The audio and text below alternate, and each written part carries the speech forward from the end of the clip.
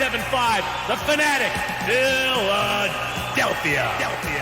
Good afternoon, great afternoon, glorious afternoon here on the best show ever on 97.5, The Fanatic and NBC Sports Philadelphia. 610-632-0975 is the number to participate all day. We want a lot of participation because this was special. So without further ado, let's get right to the opening statements. Yes, and we start with the word of the day. The word of the day today is super. I wonder why it's super. Man, oh man, the Eagles are back in the Super Bowl. Now, this run has been a lot of fun. From the 8-0 start to just going through to everything now, to people being afraid of the stinking Giants, all the way to 31-7 yesterday against the vaunted defense of the 49ers. 50% of experts, 50% of the nation picked against the Eagles, and 50% of you were wrong as hell. Now, with that in mind, man, does it feel good. Let's just address the most important thing to start. There's a narrative that has somehow started over the last, 26 hours, where the 49ers lost their quarterbacks. Like they took their quarterbacks to the mall and lost them. Or like they were just driving down a road in Iowa and they were abducted by aliens. No. The 49ers did not lose their quarterbacks yesterday. The Eagles took them from them. And it was all because, or at least one of them, because Kyle Shanahan is not as smart as he thinks. In fact, I can make a pretty good argument right now that he's not smarter than any of you. Just do right at the top. When Hassan Reddick, who's been nothing short of amazing this year and in the postseason, is lined up opposite your worst tackle, and instead of giving that tackle help, you say, nay, Kyle Shanahan. Instead, you have him one-on-one with a tight end. What's Reddick supposed to do with that? What do you think that outcome's going to be? We know because we watched the Eagles all year. That dude's been housing people left and right, and he's playing his best football right now. To start off a game with a tight end blocking him is coaching malpractice. And Reddick did what he does. And when you allow your quarterback to be hit like that, we never want injuries. We're not Toronto people. We do not want injuries. But what do you think? Why do you think it's important to protect the quarterback? You think it's hypothetical? It's because they might get hurt. And for Shanahan to do that, that set the tone for the entire thing. Then you bring in a fifth stringer at that point, or fourth, fifth, whatever it is, and then Sue gets to him. Protecting the quarterback should have been important to the 49ers. It was not. And that led to what you saw yesterday. Dominant performance. Jalen Hurts struggles early. Misses the Devontae catch that wasn't a catch, overthrown there, missed that throw. A.J. Brown was open for a touchdown, missed that throw there. But he's so damn tough and he's such a winner that he just bears down.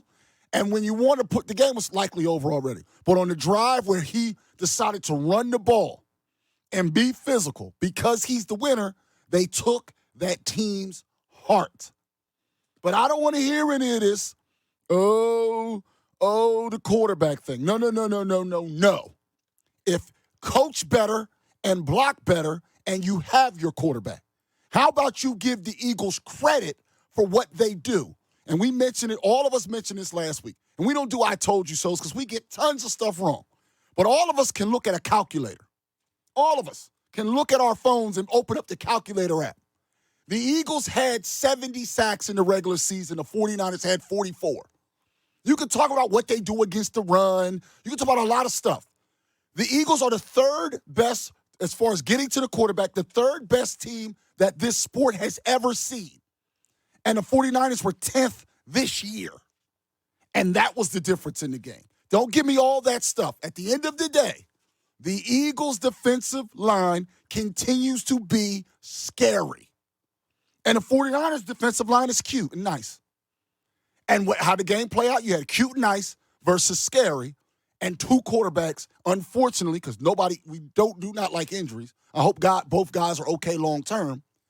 What happened was what was supposed to happen when a genius coach doesn't respect the best defense any of us have seen in this city getting to the quarterback. This is what I expected. I expected to be here today reacting to a big win, and we're on our way to the Super Bowl. Arizona, the Birds are coming, and damn it, they're going to beat Andy Reid. But we'll talk about that over the next 2 weeks. Here's what I saw. I saw a 49ers team that was extremely frustrated to the point where Trent Williams is ripping down Kayvon Wallace, which was disgusting. Greenlaw's throwing Conor McGregor haymakers at Kenneth Gainwell, and Jalen Hurts is getting thrown out of bounds after he already took a couple steps on the white lines. The reason I bring that up is you look at some of these drives, 11 plays, 5 minutes and 12 seconds, 14 plays, 6 minutes and 52 seconds, 15 plays, 750. The 49ers got beaten down, and over the longevity of the game, fatigue came in. They're not used to this. They haven't seen a team like the Eagles that have this offensive line, this defensive line that makes you feel like it's hell. They went through hell, and the Eagles got to them so badly they couldn't even control their emotions. The score? It's 31-7, and the game, it's weird, right? Because there were times where they tie it 7-7. A few guys missed some tackles. McCaffrey takes it to the house, and you go, oh, no, what do we got here? And it took a Josh Johnson fumble to create that separation before the half. So it was a weird feeling. But when they got those drives going, and you saw Lane, and you saw Kelsey, and Landon Dickerson, some of the ratings on what these offensive linemen were doing, Miles Sanders, the holes and gaps for him to go into the end zone, I've never seen anything so large. They took control, and they didn't look back, and I'm just so proud of them. There's times where the quarterback doesn't throw the ball as perfect as you need him to do, but they find ways. And when they do, it wasn't a game that was as sexy appealing to the eye, yet 31-7. Like, let that sink in, Ricky Bell. I can't remember a game. I'm dead serious when I say this. I can't remember a game with the Eagles that was really competitive. In a sense, I take away those Gardner Minshew games because that's your backup quarterback. I know the Niners came in with their third-string quarterback, but he was undefeated, remember? He was undefeated. He was playing National Football League teams. The Eagles kicked his ass and then kicked Josh Johnson's ass, who had, number one, he had no business being in a game. Especially at this point in the season. He had no business being in a game. The trenches were all you had to watch in this game. Offensive line, defensive line of the Eagles, dominant. Nobody did anybody bring up Hassan Reddick yet? This is a guy who is you did. This is a guy who is an absolute beast. I mean, first, like I said, when you go back to the week before, the playoff game against the Giants, who was in the backfield? Hassan Reddick. You go back to this game, go look at the film. He's in the backfield again. He cannot be stopped. When you think of dominant defensive players around, history in the NFL, you think of a Lawrence Taylor. Well, he's in the backfield just like Lawrence Taylor used to be. And yes, that it helps when you have 4 or 5 other guys that are putting pressure on the offensive line. Yeah, that helps. But this guy is just dominant. Strip sack. That was the ball game right there. One other thing to be pointed out. You think about physicality. What did we hear about the Niners? They hurt people. Look at teams' record after they play the Niners. I believe they were 0-14 or something ridiculous like that. After they play the Niners, they are beat up. This was completely opposite. The Eagles took physicality to a new level, and I got to tell you, it was kind of a thing of beauty. I mean, it was nice for that. Once Josh Johnson fumbled that ball in the first half, game over. Game over. You're not coming back from this. I don't care if it stayed 14-7 at that time. No way the Niners were coming back. No way. And don't tell me, I said this last week, that there was a lot of communication from Shanahan to the quarterbacks in that helmet. Didn't I say that about Brock Purdy? He's getting a lot of instruction from the head coach, and you knew it was going to be an issue. High five to the fans. Fans were super loud. They had delay game penalties. So much. It's at the end of the day, I don't really care what the national media says. It was just on TV. And here they come with the hemming and the hawing about the quarterbacks. Just so I not to beat a dead horse or dead quarterback, whatever euphemism you want to use. If you go into the game plan as an offensive coach, as Shanahan is, and priority one is not blocking Hassan Reddick right now, you're not a smart coach. At the end of the day, Sirianni coached so much better than that fraud Shanahan, who's good enough to get you close, but at the end of the day, it's about him. So what he wanted to do was outsmart everybody. Think that a tight end can block, currently the best defensive player left in the league. And to think that was just so dumb. And you get what you get when you do dumb things. Kids, listen to your parents when they tell you not to do dumb stuff, because if you do dumb stuff, you might get hurt just like Brock Purdy did. Shanahan owes that kid an apology. It's his fault he got hurt. 610-632-0975. We'll talk to a lot of you guys today about this situation. The second Super Bowl in 5 years. Hy Roseman, 1 game away from being a Hall of Famer. Nick Sirianni might be the best young coach we've ever had in this city's history. So much good going on here on 97.5 The Fanatic and NBC Sports Philadelphia. And now time for the Twitter poll with the returning. Woohoo! Welcome back, Jen Scordo. Hello, Jen. Oh, I'm so happy to be back. I missed you guys last week. Missed Glad you to too. be here. I Thank feel it, you. too. I feel you're not just giving us talk. No, she real. came in smiling Yeah, it's today. real. She gave Yeah. everyone a hug. I did. Yeah, I got a Everyone hug. got hugs. Yes. Everybody. I'm so happy to be back. You have no idea. All right. So yesterday, both were dominant in the trenches, but who was better in yesterday's win? O-line or D-line? Right now, early votes, we're almost to 300 votes so far, has the defensive line winning at 73%. I'm having a tough time figuring this one out. Yeah. The defensive line is an easier watch. You know what I mean? Hassan Reddick is easier to see than Miles Sanders going for a run the way the offensive line would dominate in the trenches. But I think the defensive line turned the game. In all honesty, I think they turned the game. Brock Purdy, that hit on Brock Purdy, turned the game. I think you look at turning points and something that may have had a big part of the outcome, defensive line. But that's kind of the problem is you only notice the offensive line a lot of times when they mess up. Like 49ers noticed theirs. True. Yeah, it's like it's harder for them to turn the game in the same way that the defensive line can. Right. Because there's no offensive line equivalent to what Hassan Reddick did. So to me, I can go either way. It's closer, maybe 55-45 for me towards the defensive line, because the offensive line did keep the quarterback upright for damn near the whole. In fact, there were times where the line was so good, a lot of those 49ers penalties were calls, not just early. Later, they were all frustration because, again, the coach doesn't coach a group that is they're not disciplined. They're kind of front runners, those 49ers players. Trent Williams, those guys, as soon as there was some adversity, those guys came unglued. But as Hurts was creating time, they ended up getting a lot of illegal touching on defense because the offensive line was so good. Because there was time for him to get there, move again, get there. And in the meantime, those guys on 49ers are trying to cover for so long. Yes, especially someone like A.J. Brown. Right. Well, they got called on that hook how many times? Yeah, 3 times, I think it yeah. was. I mean, that was a game plan. Right, and I that's hate the- to tell you, and try to that's- get away with it. And that's the offensive line making it to where you can't cover these guys forever. So that's the part that doesn't get those. Like, oh, these are a bunch of flags. Yeah, the offensive line created those flags on the defense because they want to cover for 3 seconds. They're vaunted. They're scary. They're covering for 5, 6, 7, 8 seconds. There's no defense, not them. No defense is set to cover for that long, and that's full credit to the offensive line where they're used to.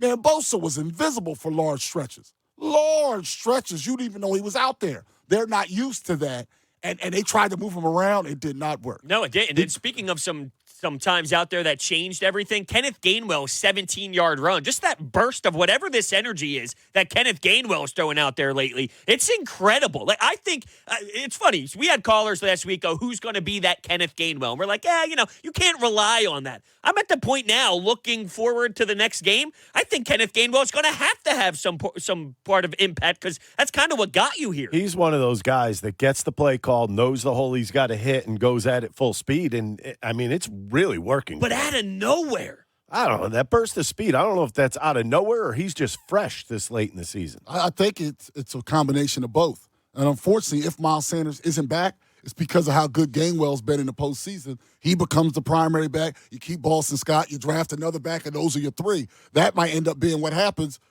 Even though Miles Sanders is the one who had the 2 touchdowns yesterday. Yeah. It's kind of like, well, that's for the offseason. But NFL's a cruel game. Just ask Brock Purdy.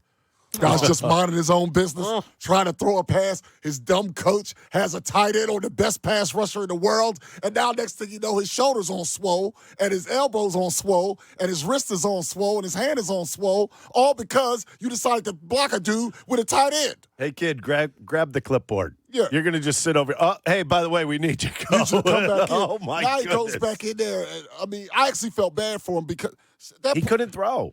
That damn, and it's all Shanahan's fault. All his fault. It's his fault. They go, they acted like it was happenstance in writing. Somehow, they lost their quarterbacks. Like it was just a coincidence. Or give credit to the Eagles for seeing that Shanahan didn't have a good game plan and taking advantage of the fact that he had no game plan.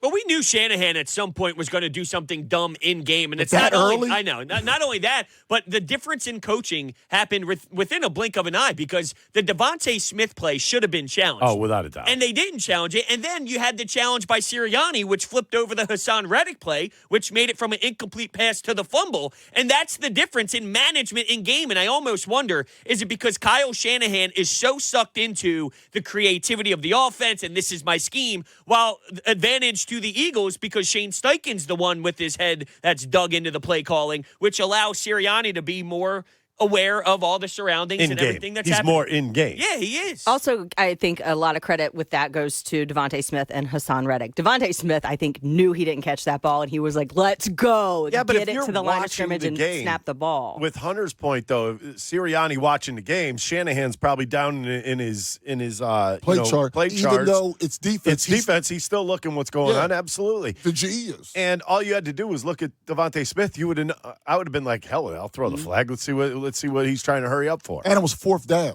Yeah. You hit the ball. Yeah. It was And that would have been And what, led to a 45-yard line? 35. It was like their old 34.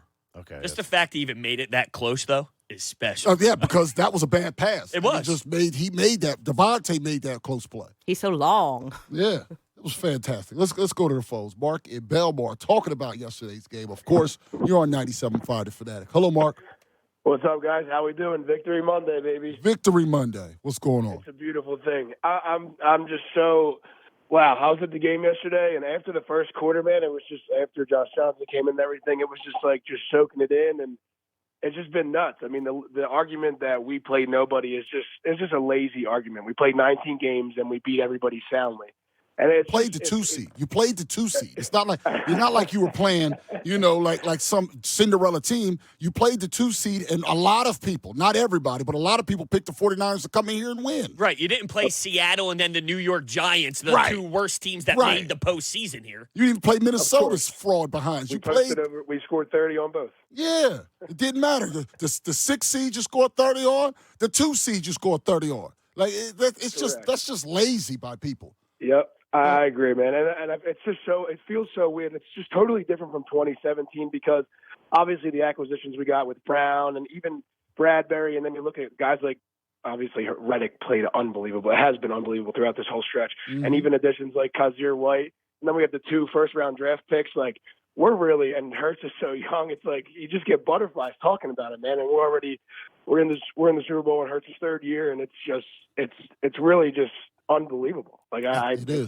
can't even.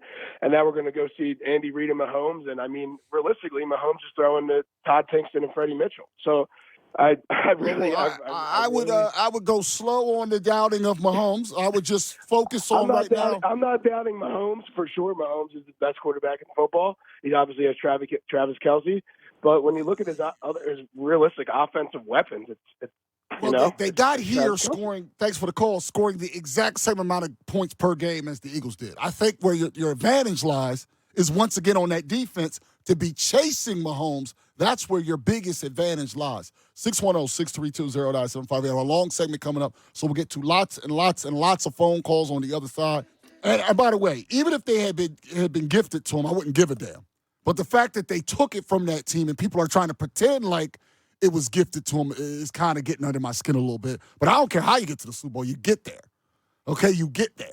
Care how you get there. But this is how you do it. we're about to talk to a couple fans that are going to address this. Why would they go to the? Why are they going to learn not to go near the art museum? You think by now there's enough of a sample size? It's so dumb. I mean, every time you do it, you take a huge L. I think part of, in addition to Shanahan's incompetence, a good part of the reason why they lost their quarterback was karma. Their sports karma, something bad was going to happen to you when you go. If we went to San Francisco, you know what we do? We go to a bar, drink, and go to the game. That's it. We're not going to your historic sites. The bridge. What are we going to? What are we doing? I need to dive into the Tyrone mind real quick. Yeah. Because one of your biggest things about Rocky is not a winner. Yeah. But if this ends up being the positive side, which is clearly there's some sort of winning here from the Rocky statue, if it's producing all these I W's. believe it's more the art museum. Oh, you think it's the art museum? I think it's more the art Really? museum. Yes, it's our museum. The Rocky steps to me more than the Rocky statue. Oh, okay. So you don't think if the Rocky statue was still like at the Spectrum-ish area, they wouldn't do the same thing? Nope. You don't think? Oh, they would still do. I don't think would it would put have their the jersey same, on it. They still would. Right. I don't think it would have the same karmic issue. Stay Interesting. away from our area. What's next? You going to Liberty Bell? What's you going to do? Stay away from our historic things, okay? There's priceless works of art in that building. You guys are trash fans. Don't go near priceless things. You have a price, a nickel. I'd sell all of you for a nickel. Every San Francisco fan, all of you combined, a nickel. Like, you all stink. Walking around. I saw so much of that yesterday. No class. I saw 'em- How come we're always told that we got no class? I know, right? Look what They're they- sore losers. It goes, really from, were. it goes from the coach down. Yep. Shanahan down to their top leader. Williams Trent was their top leader, loser, sore loser, classless. It's a classless organization. Y'all badly need Joe Montana to return. You need Jerry Rice back. Oh, how'd his troll go? All those rings didn't get, Jerry Rice, if you're still in the area. None of those rings you were wearing apply by the transitive property of any of those current 49ers players. How about they earn one before you start stunting on people? Okay? Because the only players on that field that really had rings was Kelsey, Lane Johnson, Fletcher Cox, Sue. Those guys have rings. Not you thought you wearing a ring Jerry Rice was going to give McCaffrey a ring? That's not how it works. This is beautiful. Everything. Look, every team right now, I know it's Focus Eagles, but what the Sixers did to Jokic, and even Dave Dombrowski slips in yesterday. With a big move, with a little solid move. So where people can't complain about losing Mayton anymore, they got their Mayton replacement. Did not want to go unnoticed on NFC Championship Day. He just dripped that through like, oh, you guys are worried about Mayton in the trade? Well, I didn't see it till today. I was like, whoa. He slid that in there like the Maytime replacement. Man, it was slide him in for 1 year's $2 million real quick. Just slid him in. Our organizations right now, take one off, are doing a hell of a job. And even them Saturday night with the 4-0 shutout There against you go. Winnipeg and Carter Hart with 40 saves. Looky there. Oh, yeah, I'm flying up still.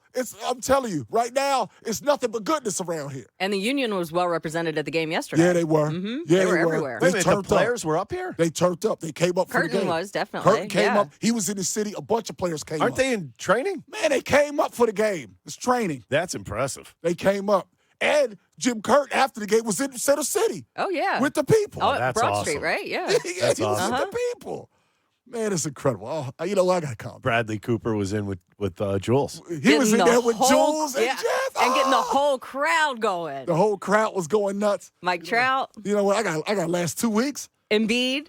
Embiid was in there with Kevin Hart and them. With his, what do you call him, his son? I think Embiid's real son is already a little Probably taller taller. than Kevin Hart. Yeah. Oh, Did Poor you guy. see that picture? That was unbelievable. I thought you were going to say he Crazy. was Jokic's father. Oh, well. Well, he is. He was. 47, 18, and 5, something light as an appetizer before the game. All right. Now, Kai's out there in Kansas City. He wants to talk about the matchup. Let's see what he's got to say here on 97.5 The Fanatic. Hello, Kai. Hey, how you guys doing, man? I just want to say it's a lot of incredible Hawk going around drinking.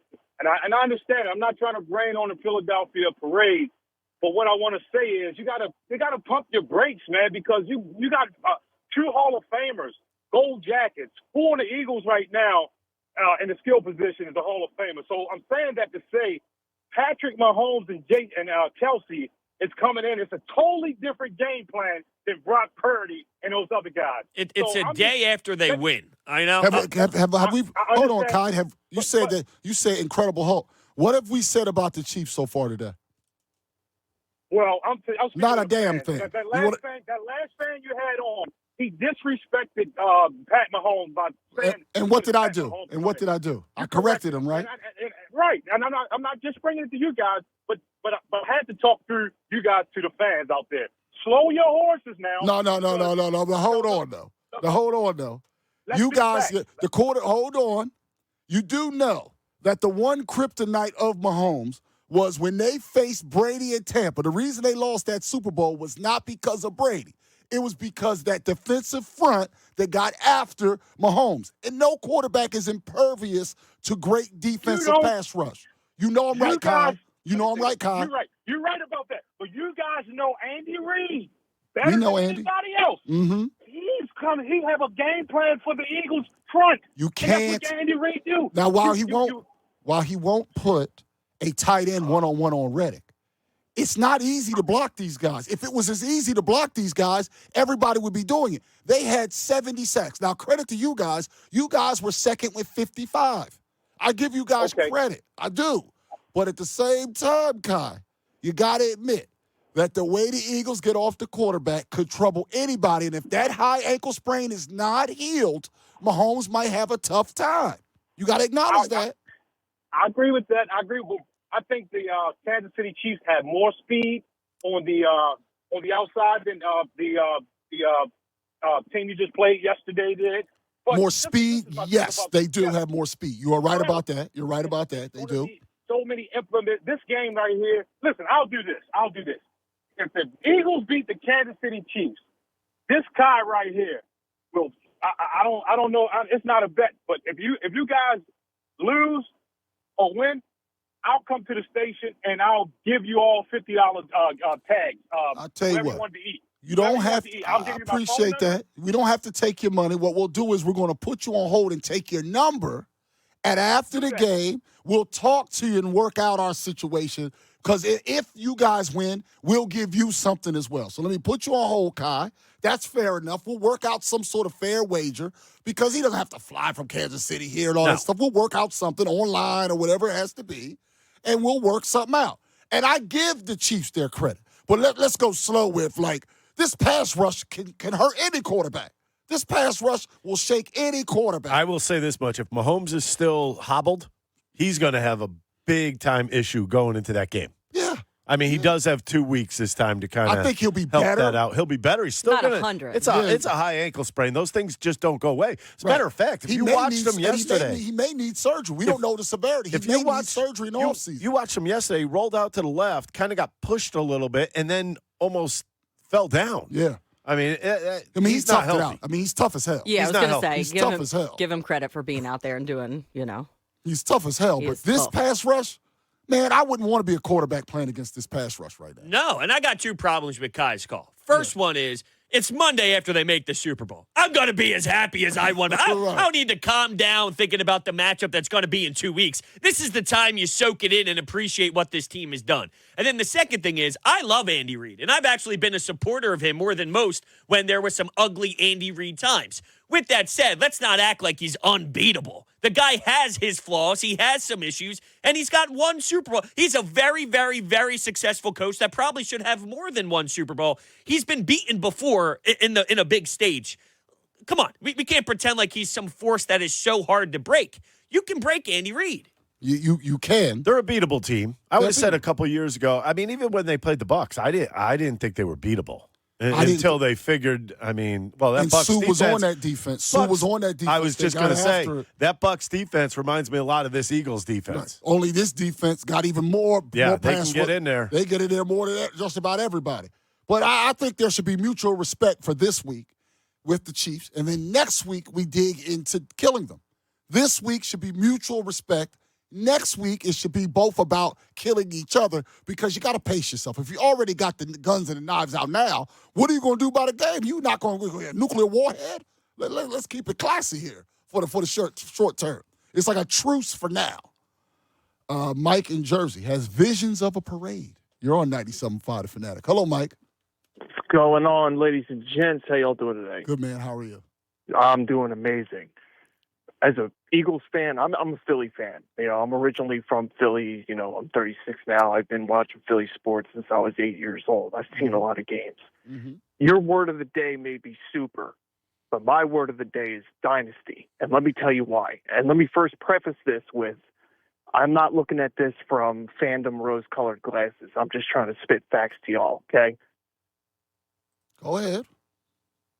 You could have 4 Budweiser wagons getting pulled down Broad Street with the amount of Clydesdales that are on this team.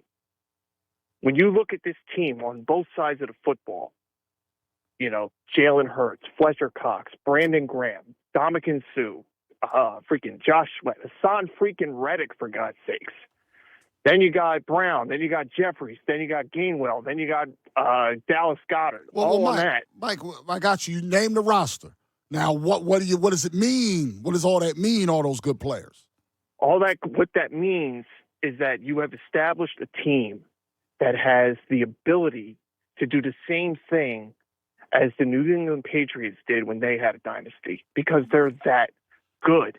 You got an offense that just has options, and it's not even options that come at one part of the play. Like Jalen Hurts in his lineup is able to adjust both post-snap and pre-snap. And you see that happen. You'll be on a 3rd and 5, and everybody in the world in that stadium's either home or away thinks it's going to be a running play to either Sanders or Scott or something like that. You feel that that's coming. Mm-hmm. Jalen Hurts is able to read that defense with 15 seconds still on the game clock, plenty of time to get that snap off, and it turns into a throw to Dallas Goedert for the first down.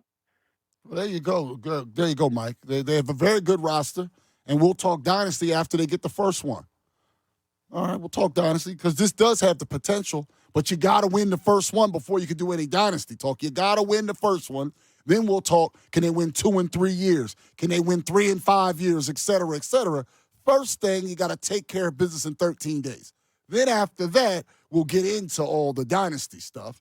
But I can tell you what, this team has shown they're capable of beating anybody this year. That's all I can worry about. And if that includes the Chiefs, so be it. But you can't take the Chiefs lightly. Sooner or later, it's bound to be tough because it hasn't been tough so far. Nope. I mean, you got to imagine there'll be some resistance at some point because them Giants couldn't wait to drop them draws. Maybe not, though. And then the 49ers, the coach was telling them to drop them draws. Like at some point, somebody's going to fight, right? I don't know. At this point, I wouldn't be surprised if they go to the bowl and it's 38-7 again. I was just going to say 38-7. I don't. Bring it on. I don't know. That's not where my head is at yet. We're high right now. We're high. But I'm not even really fast They forward beat the Chiefs 38-7. My goodness. Then at this point, if they were to do that, if I were to indulge it, first of all, then I'd have to give Howie is forget about it at that point. Howie is some genius. I will say that non-sarcastically if they get that job done. If they dominate at that level. It looks like he's got some dope shoe game, too. He's got the same kicks as you. You hate it, don't you? You hate it. That's troublesome for me. It really bothered because I saw it. And They look good, though. They did. They did look good. And then, because I have a few pairs of green Jordans, for the Eagles stuff, and I'm sitting there going, wait a minute. How did he hear I got those? And he went and got them? I don't know. Seriously, I'm on TV sometimes. He was envious. Did he saw see them? them? And he was jealous. I don't know about all that. Did he just say, I see Tyrone got sneakers on? I mean, he is the trendsetter in the city. Let me copy. That's what I meant. You know what's funny? There's a time where Howie Roseman's just sitting on the couch as a normal human, and he's on the sneakers app struggling like we are. Yeah. Oh, my God. What if he is? Mad. He definitely is. Man, now, or he has people to do that for him. Oh, yeah, he might have 10 or 15. Hey, Jeffrey, let me use your phone real quick. I need the sneakers Hey, Julian. app. Hey, Jules. Jules might be wait, he's an analytics guy. He might have a bot. Ooh. He definitely does. He has a bot to get the shoes. You get the shoes? Very nicely done. Yeah, well, if you got a bot, you can get anything if you got a bot. Now, I've been looking around here. Uh-oh. I'm uneasy with the sneaker thing. I'm uneasy with it. I'm not. Look, if it was awful and it looked bad, then I think Nah, he he should looked comfortable in him. It looked like a good look how fit. it fit. It looked like normal on him, It looked yeah. normal on him. I don't know. You see how happy he was on the sidelines, dapping people, hugging people. everybody. The respect that this guy Deservedly has. so. He was hugging. The high fives were short and sweet. Short, yep. But he was doing more hugs than anything.